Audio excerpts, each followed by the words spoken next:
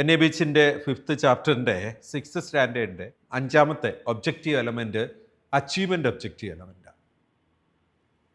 അത് surveillance includes mechanism to capture the occurrence of multi drug resistance organisms എന്നതാണ്. നമുക്കറിയാവുന്നതുപോലെ multi drug organisms resistance ഉണ്ടാകുന്നത്, multi drug resistance organism വളരെ frequent ആയിട്ട് നമ്മുടെ നാട്ടിൽ ഇന്ന് നമ്മൾ ഫേസ് ചെയ്യുന്ന ഒരു പേഷ്യൻ്റ് സേഫ്റ്റി ഇഷ്യൂ ആണ്.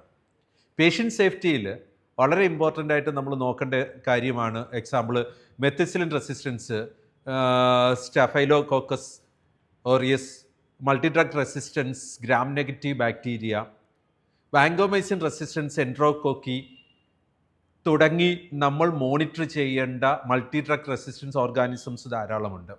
ഇത് കൃത്യമായി നമ്മുടെ സർവൈലൻസിൽ ഇൻക്ലൂഡ് ചെയ്യണം എന്നതാണ് ഈ ഒരു ഒബ്ജക്റ്റീവ് എലമെൻറ്റിൽ നമ്മൾ കാണുന്നത്. So IPC 6E surveillance includes mechanism to capture the occurrence of multi drug resistance organisms. ശ്രദ്ധയോടെ നമുക്ക് കൈകാര്യം ചെയ്താൽ നമ്മുടെ ഒരു പേഷ്യൻ്റ് സേഫ്റ്റിക്ക് വളരെ ഇമ്പോർട്ടൻ്റ് ആയിട്ടുള്ള ഒരു കാര്യമാണ്.